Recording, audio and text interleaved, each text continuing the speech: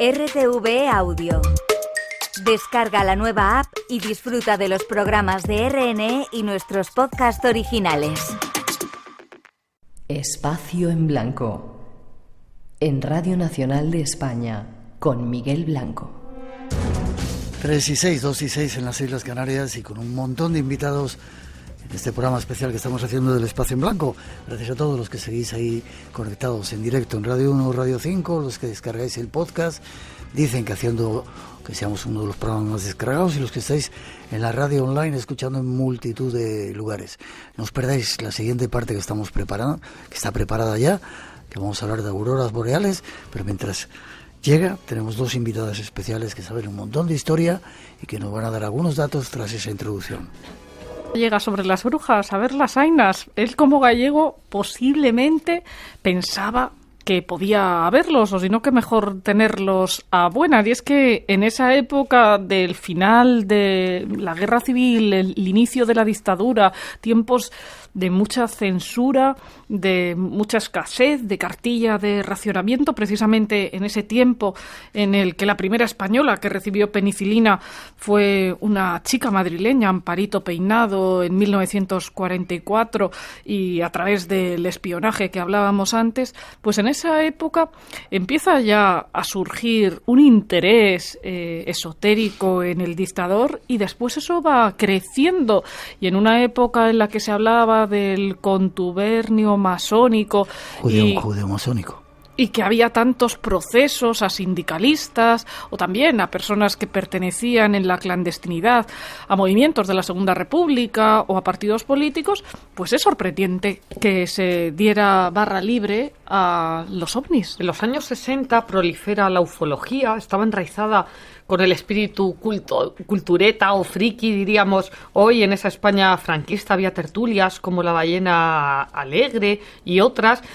Eran como salones ilustrados del 18 a las que asistían desde miembros de la policía secreta hasta dramaturgos como Antonio Buero Vallejo, y los extraterrestres parecían defender una de las premisas del régimen, por lo menos de esa frase que dijo Carrero Blanco: orden, unidad y aguantar, porque propugnaban una sociedad armónica. En las cartas de los humitas a los españoles, como así titulamos uno de los epígrafes de mentiras de la historia de España, María y yo, bueno, pues hacemos ese juego de palabras con las cartas de San Pablo, esas 7 cartas que se consideran auténticas y otras pseudoepigráficas, pero las cartas de los humitas escritas a máquina pues propugnan una sociedad armónica, fraternal, avanzada desde el punto de vista tecnológico.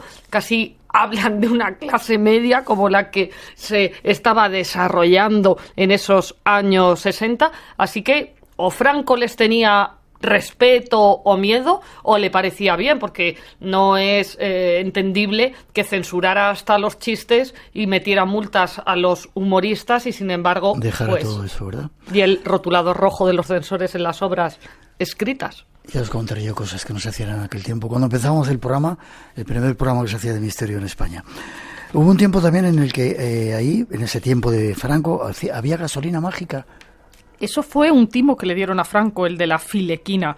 Llegó de Centro Europa un hombre que se presentaba como con muy buenos contactos, también como que era una persona que iba a salvar a esa España de la inmediata posguerra de las penurias, y es que la gasolina mágica, la filequina, porque él se llamaba Albert von Fileck, pues este extraño austriaco, nacido en 1889, pues le dio realmente una fake news y también, bueno, un timo a Franco. Llegó a Madrid en 1931, se fue entrenando como farsante, engañó primero a una media docena de personas con su loca idea de la gasolina vegetal, y con esa patraña Fileck llegó hasta el Pardo. No se le ocurrió otra cosa que poner a la venta una especie de gasolina sintética llamada filequina, que se obtenía a través de la filtración de un 50% de agua con un 50% de alcohol procedente de vinos endebles, de zumos, de acetona, naftalina y algodón de de pólvora, y según Filek esa sustancia convertiría a España en la principal potencia petrolífera del mundo. La ambición de Franco, sumada al ambiente del aislamiento internacional, desembocó en que se tragara el bulo, y la prueba fehaciente de que lo convenció es que Franco aprobó varios decretos en los que declaraba de interés nacional la empresa de Filek y calificó de urgente la puesta en marcha de la refinería. Ya tenían terrenos cerca de Barajas. Todo esto estamos en 1940, y en 1941 acaba todo, solo con un año de distancia, y es que una comisión de expertos dictaminó que aquellos líquidos no eran combustible y que el coche no iba a arrancar. Filek cumplía 52 años, lo enviaron a prisión, 6 meses después salió de la cárcel, volvió a las andadas con nuevas artimañas. En 1946 el régimen franquista lo entregó como supuesto nazi a los aliados. Hay que aclarar que Filek tuvo muchas facetas, pero nunca fue nazi. Y los aliados lo trasladaron a un campamento de refugiados donde murió 6 años después. Pero después de este chasco, Franco no quedó vacunado ante las mentiras, porque en los años 70 estuvo a punto de creerse la utilidad del motor de agua inventado por el pacense Arturo Estevez Varela. Lo que pasa es que en esa ocasión anduvo Franco un poco más prevenido, encargó un estudio técnico más rápido, descubrió que el material secreto era boro, y al parecer, después de varias exhibiciones en el Nodo y en la televisión, Franco paró el tema diciendo: ya se ha hecho bastante el ridículo. Nos saludan desde Carolina del Sur y Ranger en Noruega. Para terminar, la Coca-Cola no se inventó en Estados Unidos, sino en Valencia. Brevemente, que nos vamos. Pues esa es una hipótesis, aunque al ver un camión de Coca-Cola uno piensa en el capitalismo, en USA, en Estados Unidos. Bueno, pues se puede situar en Aielo de Malferit. Aseguran algunos de sus vecinos que su creador fue Bautista Parisi y que había creado esa fórmula en 1885. Sí, la nuez de cola estaba hecha también con agua de soda y se comercializó como jarabe superior nuez de cola coca. Hablábamos antes de las estancias en Harvard. Bueno, pues eran un grupo, en este caso a finales del siglo XIX, en la época de la regencia de María Cristina de Habsburgo-Lorena, un grupo de muchachos valencianos con mucho emprendimiento que se fueron a ferias internacionales donde hablaban con farmacéuticos y con químicos, y ahí contaron más de lo que debían contar a un señor que patentó en Georgia la Coca-Cola. Sí, porque llegaba la ley seca en 1886. Piensan que pudieron venir unos cuantos estadounidenses, igual que se llevaban el patrimonio histórico-artístico y arrancaban claustros y hasta pinturas románicas y se iban al otro lado del charco, pues que compraran por 4 duros la patente a Parisi, y así pues esa bebida valenciana fuera comercializada a nivel internacional como Coca-Cola y se considerara a su creador, a John Steve Pemberton, en vez de a Parisi, el valenciano que realmente podemos decir que la creó. Vamos, que en la época de Escarlata O'Hara, el personaje del cine, en la época de la Guerra Civil en Estados Unidos, si bebían ya Coca-Cola, era con sello valenciano.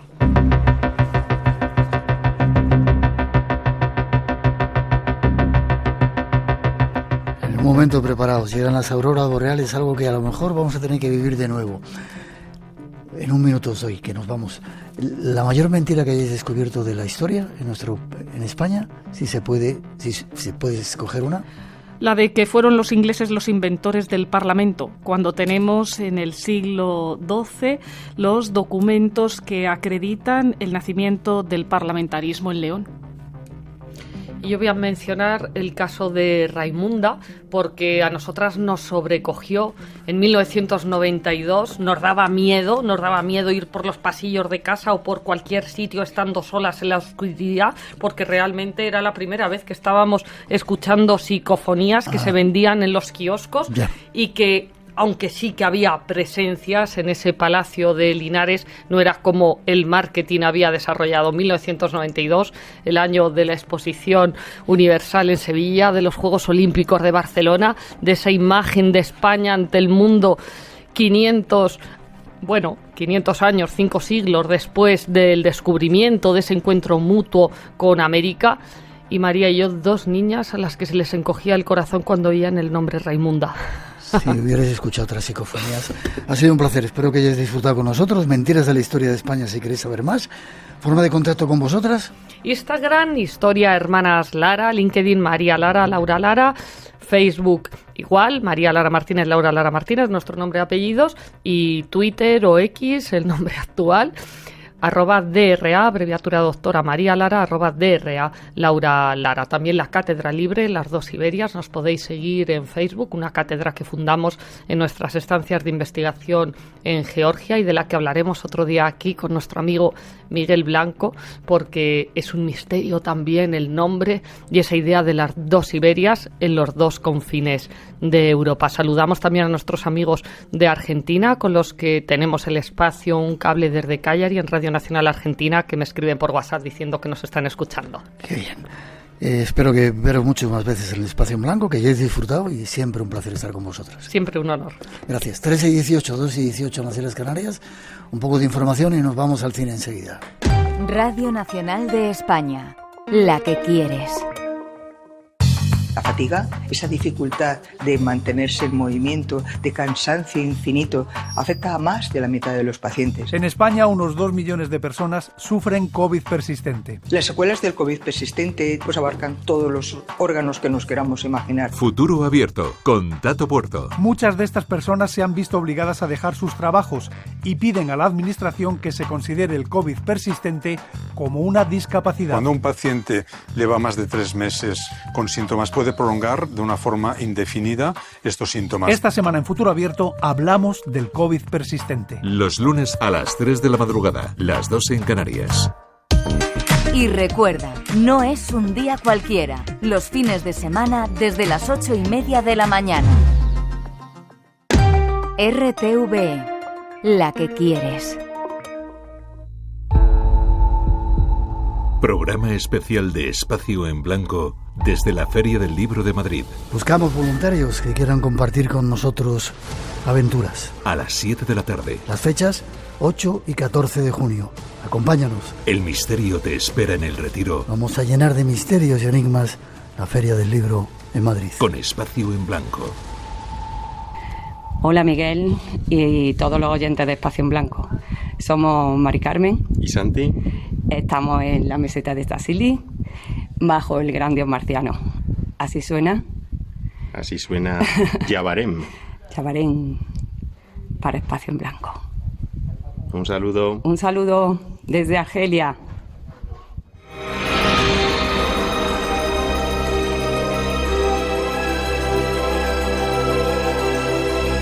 Amigos que nos escuchan desde multitud de lugares en el mundo, gracias por mandarnos esas notas de voz. Hay un teléfono 633 50 50 11 por si queréis hacerlo. Y saludar a nuestro siguiente invitado, Francisco Javier Millán Almenar. Buenas noches. Hola, ¿qué tal? ¿Cómo estás? Gracias por estar aquí a estas horas. Un placer. Eres el único que me hace trasnochar, que lo sepas. Cómo me gusta que lo hagas. ¿Vienes de la Feria del Libro? Sí, vengo de la Feria del Libro. Estoy estos días en Madrid y mañana volveré a estar firmando, además, muy cerca de vosotros, en la caseta 148. Sí, nosotros estamos en la 147. Sí, vamos enfrente mismo. Vamos a estar. Bueno, luego decimos, ¿a qué hora vas a estar ya? Mañana a la 1, de 1 a 2 y de 6 a 7 de la tarde. Vale, si queréis conocer a nuestro compañero que inventó eso de las pantallas misteriosas y de repente nos viene con unas películas que tienen un trasfondo que nunca habíamos imaginado, ahí va a estar. Hoy nos vamos, estoy anunciando lo de las auroras boreales. Te digo algo antes. Un día estando no sé dónde, en qué sitio, con algunos indígenas, me dijeron que había una profecía que decía que cuando las auroras boreales se vieran en Europa, que empezáramos a preocuparnos. Uy, no es la primera vez que se han visto en Europa, luego te contaré. Ya. No sé, ¿por dónde vamos? Vamos a empezar, decir que están de noticia actual porque es que se han visto en toda España, es que se han visto hasta en Canarias. Y esto es debido a esa tormenta geomagnética que ha sufrido la Tierra de categoría G4, una de las más importantes de los últimos 20 años. En Euronews nos lo contaban de la siguiente manera. Tenemos un corte de audio que nos lo explican muy bien. Una inusualmente potente tormenta solar ha llegado a la Tierra llenando de colores los cielos del hemisferio norte. Se han avistado auroras boreales en lugares donde normalmente no se producen, como por ejemplo la costa mediterránea española e incluso las Islas Canarias. Las tormentas solares traen consigo riesgos para los satélites GPS y de comunicaciones y las líneas eléctricas de alta tensión en la Tierra. Los 7 astronautas dentro de la Estación Internacional Espacial no corren riesgo alguno. Este espectáculo de luces en forma de auroras boreales se podrá observar mejor a través de cámaras y móviles. Increíble. Yo cuando salió la noticia empecé a preocuparme. Según tengo aquí datos, el Observatorio Astronómico de Calar Alto de Almería informó del fenómeno, el de Torremocha de Jiloca en Teruel, y desde la montaña de Peña Trevinca en la comarca orensana de Caballeda, de Valdeorras. Se vio todo esto y lo vieron en montones de lugares. Hay fotografías que han salido muchas. Alucinantes. Yo salía todas las madrugadas cuando me levantaba a mitad de noche a verlo en la terraza, pero no pude captarlas, no pude verlas. Y posiblemente se vuelvan otra vez a ver en breve. Es lo que están informando los expertos. Así que habrá que estar muy atentos. Habrá que ver siempre los cielos. Cuéntame esto de las auroras boreales. Pues sí, te cuento. Es el viento solar, ¿no?, que nos envía nuestro astro rey. Realmente se forman de la siguiente manera. Ese viento solar va cargado de partículas eléctricamente cargadas, ¿no?, valga la redundancia, y se juntan con los gases enrarecidos de la atmósfera, de las capas superiores, y luego entran en contacto con el campo magnético de la Tierra. Y es ahí donde se produce ese roce y esas luces, esos colores tan magníficos. Habitualmente se suelen ver en las regiones polares, porque allí el campo magnético de la Tierra es mucho más débil.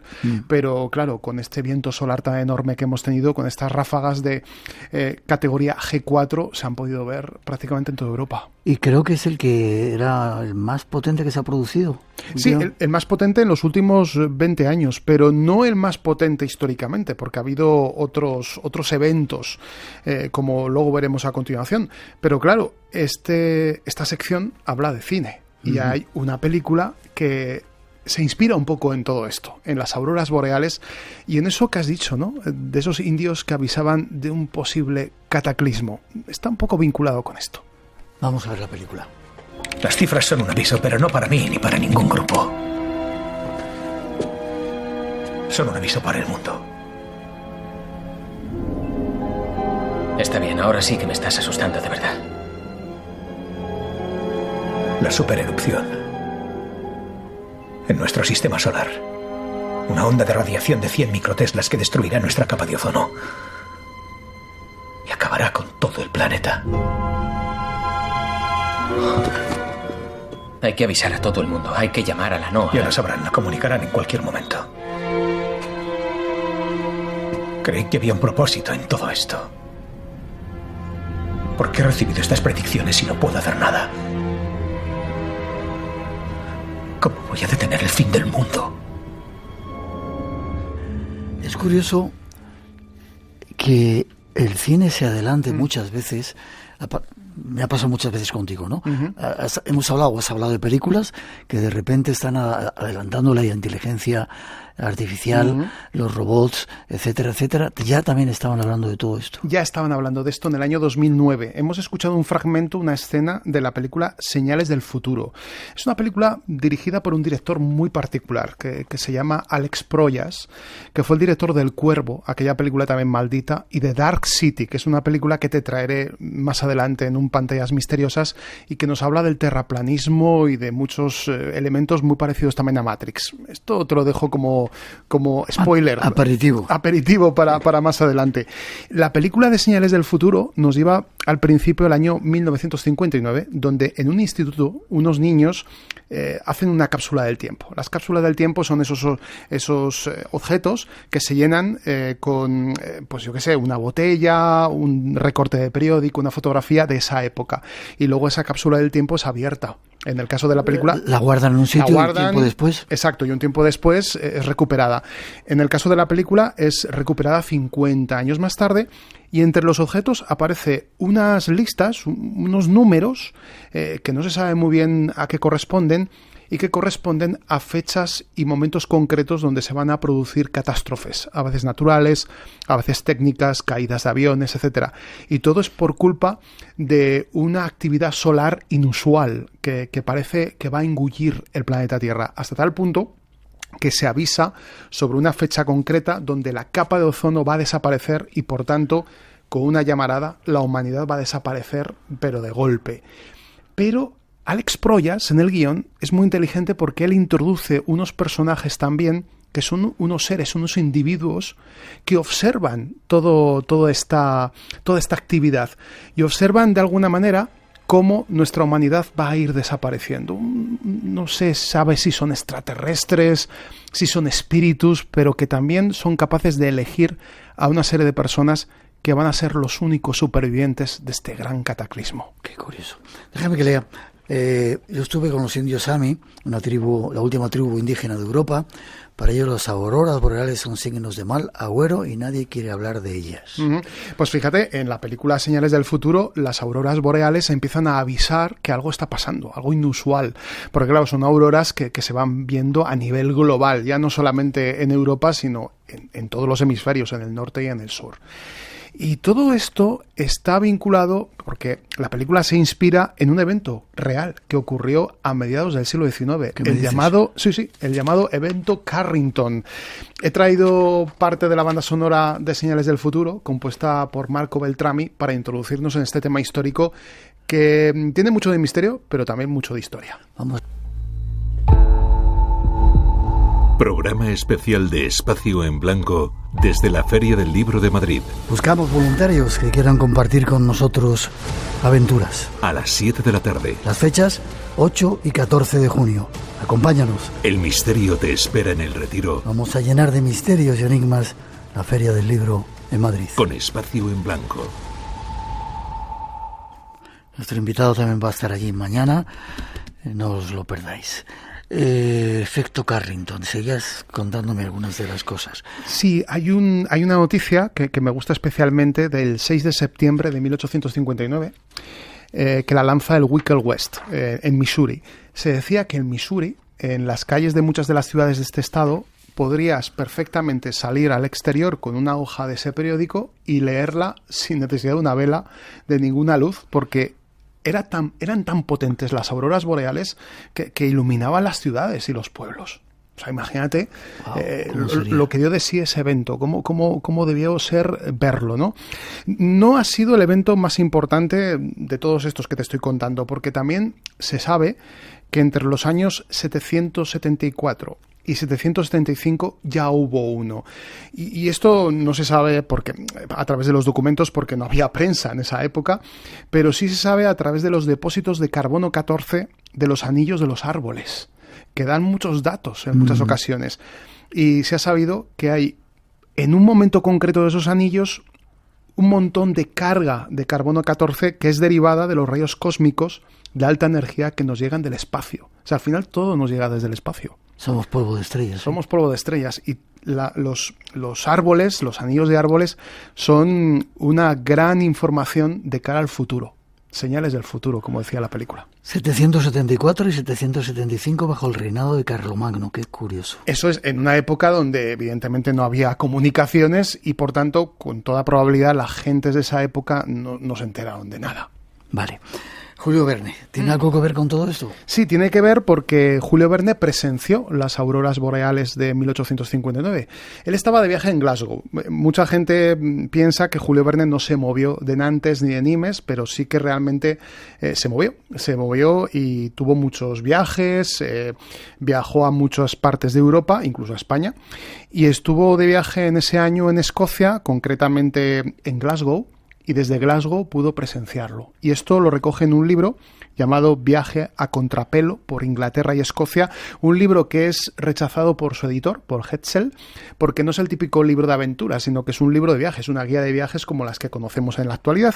Y él en este libro se inventa a dos personajes, y los personajes al principio lo cubran un poco dudando, ¿qué son esas luces en el cielo, ¿no?, que ellos están viendo? Ellos piensan que sí es un incendio cercano, e incluso otro de los personajes habla de la reverberación de los altos hornos en plena combustión. Te recuerdo que Glasgow es una de las capitales más industriales, no sé si habrás estado, yo he estado y es una de las más industrializadas y por tanto podría haber sido, pero no, eran las auroras boreales del evento Carrington que Julio Verne pudo ver y de alguna manera inspiraron un fragmento, un pasaje de Viaje al centro de la Tierra, año 1864. Damos un pequeño salto. él solucionó con las auroras boreales un grandísimo problema, porque cuando el profesor Lindenbrock y su sobrino y el acompañante viajan a esa tierra hueca, claro, tienen que encontrar algún sitio donde haya algo de luz. Aunque bajan con unas linternas un tanto rudimentarias, cuando llegan a esa caverna gigantesca, de repente descubren que hay una energía flotando en el ambiente y que hay luz dentro.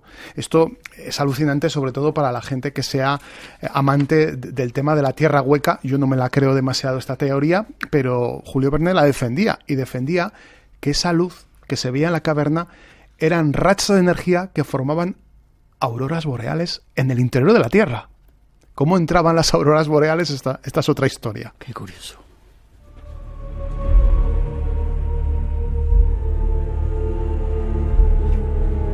Algunos científicos dicen que, y es un peligro que nos amenazan, que una tormenta solar nos podía devolver a la edad de piedra. Claro, porque no es que... Pero podría ocurrir, ¿no? Que de repente Internet desapareciera, que el GPS, por ejemplo, para traerme aquí al estudio, el conductor ha utilizado el GPS. Se podría haber perdido si el evento se hubiera producido esta noche y no hubiera la posibilidad de poder contactar con los satélites. Pero es más, es que utilizamos Internet y lo digital para todo, para sacar dinero, para temas de salud. Habría una gran crisis a nivel global por culpa de esta caída de las comunicaciones. De momento nos están alertando. Por otro lado, las grandes empresas como la de Elon Musk dice que no, que los tienen todo preparado, que no va a pasar nada. Pero, a ver, si ocurriera la de Carlomagno o la del evento Carrington, pues ya veremos. Y parece ser que sí que podría llegar a pasar. El evento que hemos vivido en esta semana nos ha pasado un poco como de largo. Es decir, la Tierra estaba como en un lado de este viento solar, ¿no? Digamos que nos ha pasado como por una esquina, ¿vale? Pero si nos ha pasado por una esquina y realmente ha producido esas auroras boreales, imagínate si nos da de lleno. Wow, tremendo. No sé por dónde seguir. Si ese extraño cubo que se vio, que emergió del Sol. Sí, ¿qué es eso? Es que yo me tengo que retrotraer a lo que ocurrió a finales del 2023. El 28 de diciembre del 2023, fíjate, el Día de los Santos Inocentes, se detecta una gran llamarada, una gran tormenta solar, y de esa llamarada surge un cubo negro. Un cubo negro, unas imágenes que capta la NASA. Y en el momento en el que esa imagen es captada, de repente la imagen se queda bloqueada y pone hemos tenido un fallo, hemos tenido problemas, etcétera, lo típico, ¿no? Intentando ocultar. Esta grabación es captada por un ufólogo muy famoso estadounidense llamado Scott Warren, y en su canal de YouTube se puede ver cómo hay como una especie de cubo saliendo de una llamarada. ¿Del Sol? Del Sol, claro. ¿Qué es esto? Un objeto volador no identificado que soporta semejantes grados de temperatura. Se está hablando mucho sobre la hipótesis de naves espaciales recolectoras de las energías de las estrellas. Por tanto, podría tener algo que ver con todo esto. Es una idea muy descabellada, muy de ciencia ficción, muy de película, pero bueno, ahí está. A veces el cine nos sirve para adelantar. Y hay películas que se han hecho sobre todo esto, ¿no? Sí, vamos a acabar de una manera más optimista, y hay una película que me gusta a mí especialmente, se llama Frequency, y he traído también un fragmentito, también muy relacionado con las auroras boreales. Escuchamos. Perdona, era mi hijo. ¿Qué acabas de decir? Que me perdones, que ha venido mi hijo. ¿Y llamas a tu hijo Gran Jefe? Sí. ¿Me has dicho cómo te llamas? Frank Sullivan. ¿Se trata de una broma? Gordo, ¿eres tú? ¿Me estás tomando el pelo? No te tomo el pelo. Oye, solo intento averiguar. ¿Me estás diciendo que te llamas Frank Sullivan, que vives en Queens y que no entiendes cómo sabía el resultado del primer partido de la final del 69? Sí, eso es exactamente lo que me gustaría saber. Gordo, como seas tú, te juro... ¿Cuál es tu código de emisora? Tu identificador. W2QYV. Bien, escúchame. Me llamo John Francis Sullivan. Vivo en el 343 de la avenida 42, donde llevo toda mi vida. Y vi el primer partido de la final de 1969, aquí. En esta casa, hace 30 años. ¡Y una mierda! Mi padre se llamaba Francis Patrick Sullivan y era bombero y un hincha de los Mets. Cada noche cuando me acostaba, me cantaba, llévame al partido.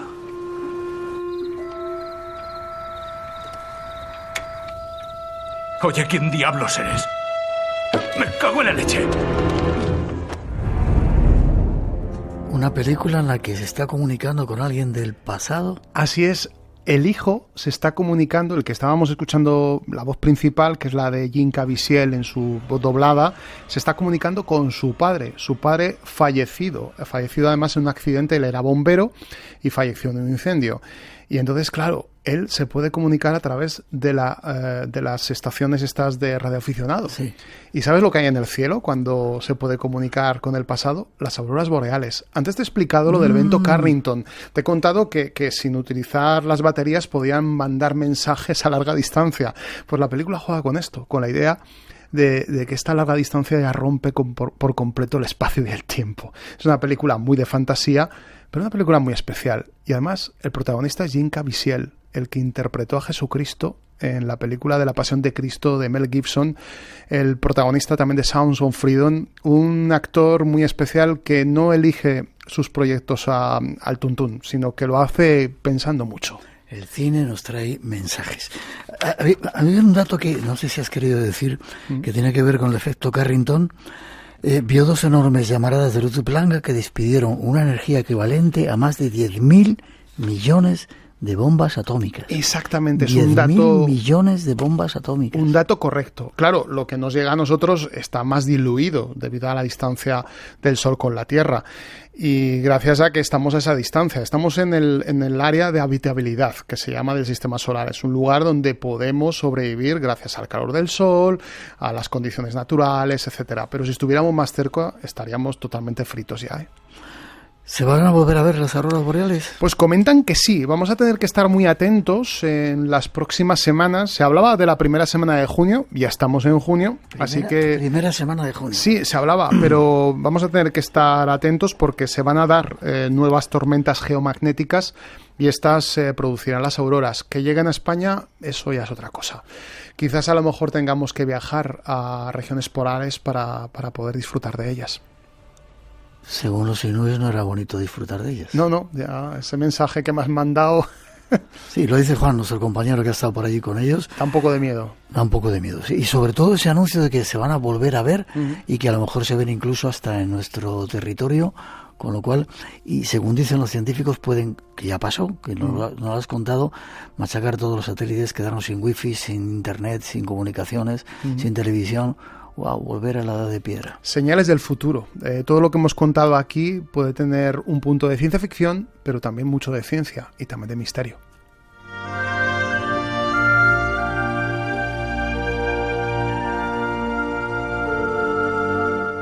¿Quieres decir algo más? Sí, mira. Esta música que he elegido forma parte de la banda sonora de Doctor en Alaska, una serie que a mí me encanta especialmente, que pudo verse a través de Televisión Española en la 2 hace muchos años. Y este tema suena en un capítulo muy especial donde las auroras boreales son protagonistas, porque la serie transcurre en Alaska, en ese lugar donde también se pueden ver. Y los habitantes de Sicily a veces son influidos por la presencia de estas auroras, porque de alguna manera afectan nuestro ser. ¿Cómo irán las cosas, eh?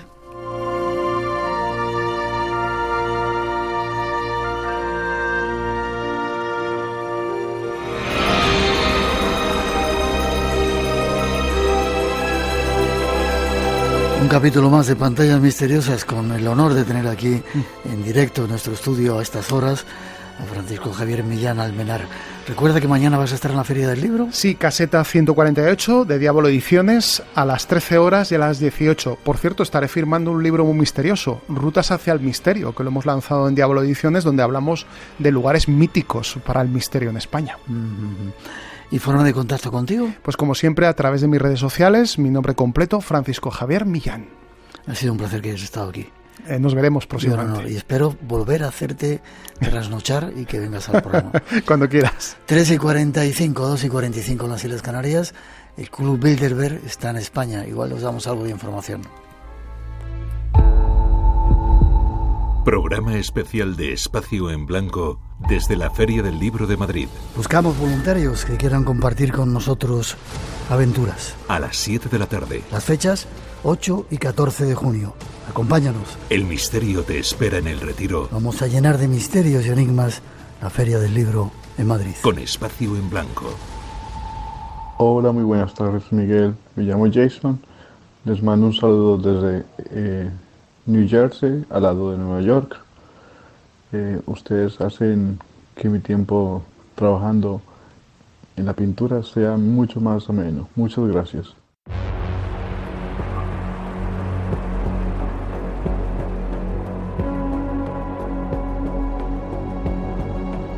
Llega el tiempo de Juan Gómez, nuestro compañero, que de vez en cuando nos trae noticias o misterios o algunos testimonios de nuestros oyentes. Pero hoy, buenas noches, Juan, ¿cómo estás? Hola, muy buenas noches, un placer, como siempre, Miguel, por supuesto que sí. Fíjate que está buscando información de esto, de lo que vamos a hablar, y no hay casi nada de información, ¿eh? El Club Bilderberg, que se reúne en estos días en Madrid, y son invisibles o secretos porque qué poca información hay sobre ellos. Tenemos muy poca información, no son secretos porque obviamente conocemos que están en Madrid, conocemos que se llevan desde el jueves reunidos hasta prácticamente hoy sábado. Mañana termina esta reclusión, que es casi una reclusión de 3 días que hacen en el Hotel Miramar en Madrid. Y aunque sabemos que se reúnen y además es Vox Populi, lo que no sabemos es lógicamente cuáles son las decisiones y los temas que sí podemos intuir, incluso a través de sus líneas, vamos a decir, oficiales, si han contado alguna que otra información, pero lógicamente no vamos a saber ni mucho menos los detalles, los pormenores de lo que se va a cocer en lo que dicen es uno de los clubes más importantes y uno de los que más teorías de la conspiración han generado a lo largo del tiempo.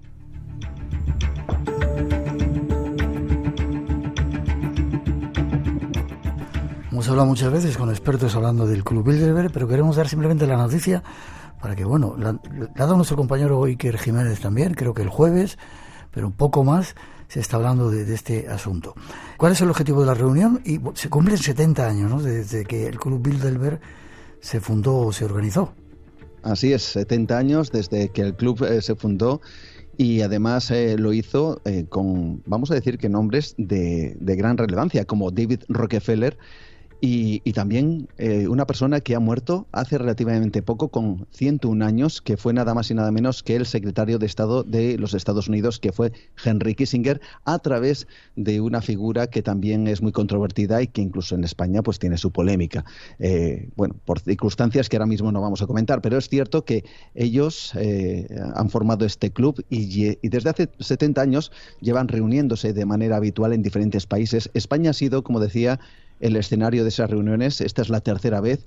¿Y cuál es el objetivo precisamente de este club? Bueno, pues lo que sabemos a nivel oficial es que las temáticas que van a tratar van a ser y tienen que ver con el estado y la seguridad de la inteligencia artificial, también el clima, también el futuro de la guerra y la geopolítica mundial. Esto también nos lleva al terreno de la conspiración, también los desafíos económicos de Europa y Estados Unidos y la situación en Ucrania, en Oriente Medio, en China y en Rusia. Esos son al menos los temas, vamos a decir que contundentes, oficiales, que aparentemente van a tratar de manera profunda en esa reunión secreta.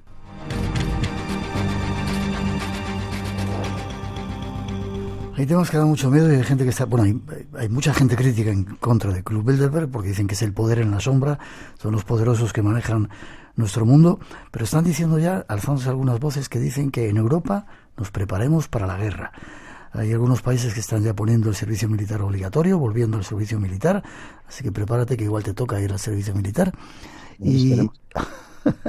Es cierto, por ejemplo, que se les ha de vez en cuando entrevistado a algunos de los miembros del Club Bilderberg y ellos, que son muy parcos en sus declaraciones, lo único que prácticamente dicen es que simplemente son un grupo de personas que tienen un sentido común del dinero, de la política y de la economía, y que no va más allá y que ni mucho menos pretenden derrocar ningún país ni gobernar el mundo tal como dicen en la sombra. Pero claro, eso es lo que dicen a nivel oficial. Lógicamente eso también genera que muchas personas crean todo lo contrario, lo cual nos lleva una vez más al terreno del enigma, Miguel. Madrid, ese hotel, hay unas medidas de seguridad supongo increíbles, ¿no? Ayer se veía que estaban poniendo un montón de setos para que no se viera la entrada a ese hotel y evidentemente la gente que iba a entrar en él. Ahí está, sobre todo para salvaguardar por lo menos la entrada, el momento de la entrada de las personas que sí van a asistir, de hecho que ya están, muchas de ellas en ese Hotel Miramar, y que, bueno, quizá por el tema de las cámaras y los medios de comunicación que no tomaran esa imagen en el momento en que entraban al hotel. Medidas de seguridad que tienen que ver desde la policía hasta, fíjate bien, hasta la inhibición a través de las líneas de teléfono, y también algo que es realmente interesante, y es el hecho de que Internet también, según he podido averiguar, se va a gestar desde el propio hotel con un sistema propio. Es decir, no van a utilizar, por ejemplo, para conectarse a Internet a través de la línea que puede, y en muchas ocasiones, tú lo sabes, Miguel, tienen para el público, para los clientes, los propios hoteles, ya que estas, vamos a decir, estas conexiones abiertas, entre comillas, son susceptibles de ser hackeadas. Así que es muy probable que tengan su propio sistema para conectarse a Internet libre y totalmente encriptado, para que nada de lo que ellos estén incluso visitando, buscando a través de la línea de Internet, se pueda de alguna forma hackear o pueda ser interceptada. Eso, entre otras cosas, como por ejemplo el hecho de los móviles.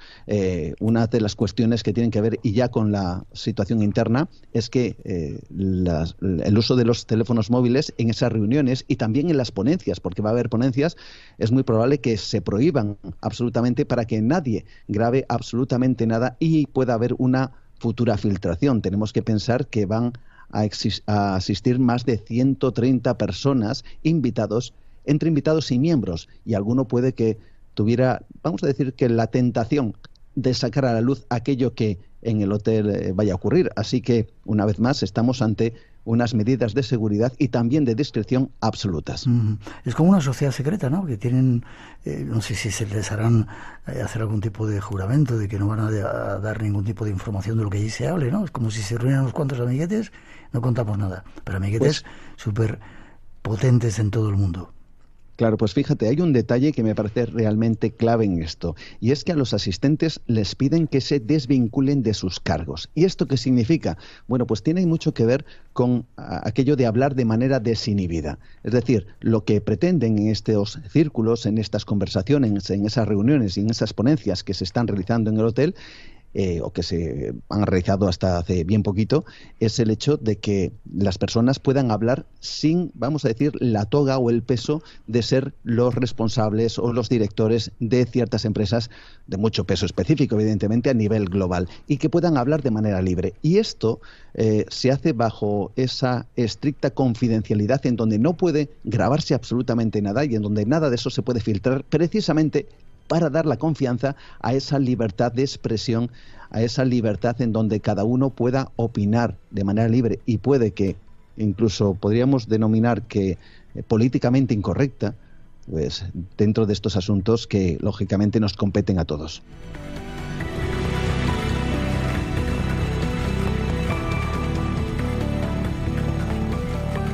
Y es cierto que tienen que estar los miembros que han llegado el jueves 3 días sin excepción.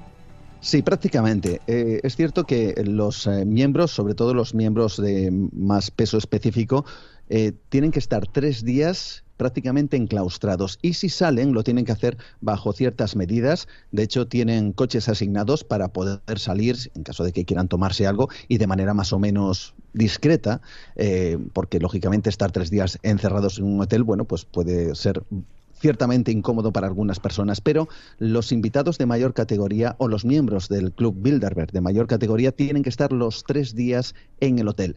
Cualquiera que no sea o no tenga esa relevancia, pues quizá pueda participar de menos tiempo. De hecho, incluso hoy mismo sábado llegaba a la gala nada más y nada menos que el presidente de nuestro país, Pedro Sánchez, llegaba pues de manera invitada a esa cena que realiza el Club Bilderberg, ¿no? Y una vez más nos lleva al terreno sobre todo de qué es lo que habrán contado en esa cena, qué cosas habrán dirimido para que esté el propio presidente del país, Pedro Sánchez, dentro de este club que tanta y tanta tinta ha hecho correr, Miguel. Hace muchos años, en una de esas reuniones del Club Bilderberg, alguien me dijo que, ya sabes, de vez en cuando se filtra información. Dice, cuando nuestro presidente ahora no era para nada conocido, el próximo presidente va a ser Y fíjate, acertaron. Es como si en sus manos estuvieran las decisiones a nivel no solamente español, sino del mundo. Claro, es que es una de las cuestiones que se plantea, ¿no? Si esta gente son los verdaderos artífices de todas las cosas que ocurren a nivel global, a nivel planetario, en cuanto a economía, en cuanto a geopolítica y en cuanto incluso dicen que el alzamiento, ¿no?, de ciertas guerras o ciertos conflictos a nivel mundial. Desde luego, esto, bueno, podríamos llevarlo incluso a otro tipo de sociedades secretas o discretas, de las cuales también se dice lo mismo. Podríamos hablar de los masones, podríamos hablar de otro tipo de, incluso de los, ahora mismo estoy recordando los Bohemian Group en Estados Unidos, que también se reúnen de manera secreta en un lugar apartado dentro de un bosque en donde pasan cosas ahí muy extrañas. Y bueno, lógicamente yo creo que se tendrían que poner todas estas sociedades secretas de acuerdo para poder crear este gran plan maestro y así poder manejar el mundo. Lo que pasa es que es cierto que el Club Bilderberg tiene, vamos a decir, que un peso específico mucho mayor que otras, y esto hace que su relevancia y también la importancia de sus decisiones puede que se vean afectadas en el ámbito público, incluso en las posibilidades de que un país pueda o no finalmente tener, no sé si las consecuencias de las decisiones que tomen, por ejemplo, en ese hotel, en el Hotel Miramar en Madrid. Y casi terminando, entre los españoles invitados se encuentra el ministro de Asuntos Exteriores, José Manuel Álvarez, el ministro de Economía, Carlos Cuerpo, la presidenta del Banco de Santander, Ana Botín, el presidente de Acciona, José Manuel Entrecanales, el gobernador del Banco de España, Pablo Hernández, la presidenta del Banco Europeo de Inversiones, Nadia Calviño. Casi nada los colegas y las colegas que están ahí, ¿eh? Sin duda alguna, y también en el ámbito de la cultura, en el ámbito de la política, por ejemplo, o en el ámbito del periodismo. Estará Pedro J. Ramírez, estará también el presidente del Real Instituto Elcano, José Juan Ruiz, hablas de Nadia Calviño, hablamos también del presidente del Grupo Planeta y A3 Media. En definitiva, medios de comunicación, medios culturales, medios económicos, medios políticos, medios empresariales, todos en un mismo hotel durante 3 días. Algo sin duda tiene que salir de ahí y muchos creen, Miguel, que no va a ser nada bueno.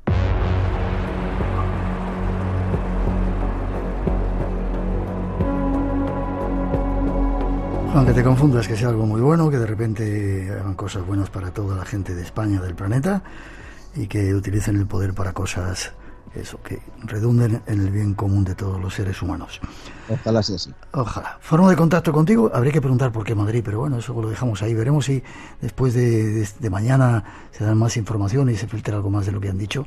Pero entre otras cosas, Europa, prepararse para la guerra. Ahí lo dejamos. Forma de contacto contigo. Pues a través del email del programa, juangomez_@gmail.com. Un abrazo como siempre. Un placer. Creo que dentro de poco vienen otros misterios más terroríficos. Sí, iremos con ellos. Abrazos. Chao.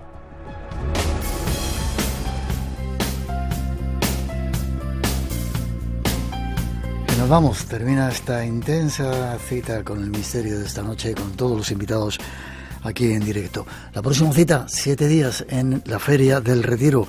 El próximo sábado haremos un falso directo que llamamos, que luego podréis escuchar en el horario habitual de 7 a 9 en el stand de Radio Televisión Española a la altura del 147. Estáis todos invitados. Va a haber sorpresas, va a haber invitados especiales, va a haber... No os cuento más, tenéis que venir a vernos. Y mañana, el Camino Interior, a las 12 en la 2, un regalo para estos tiempos que vivimos. Os dejamos con nuestros compañeros de las noticias, de las 4 a las 3 en las Islas Canarias. Regresamos en 7 días, en el Retiro, os queremos ver ahí. Y hasta las 4 un poquito de nuestra mejor música. ¡Feliz semana! Por hoy terminamos. Recuerda que tienes una cita con el misterio, aquí en Radio Nacional. Será dentro de 7 días, en el Espacio en Blanco. Hasta entonces, feliz semana.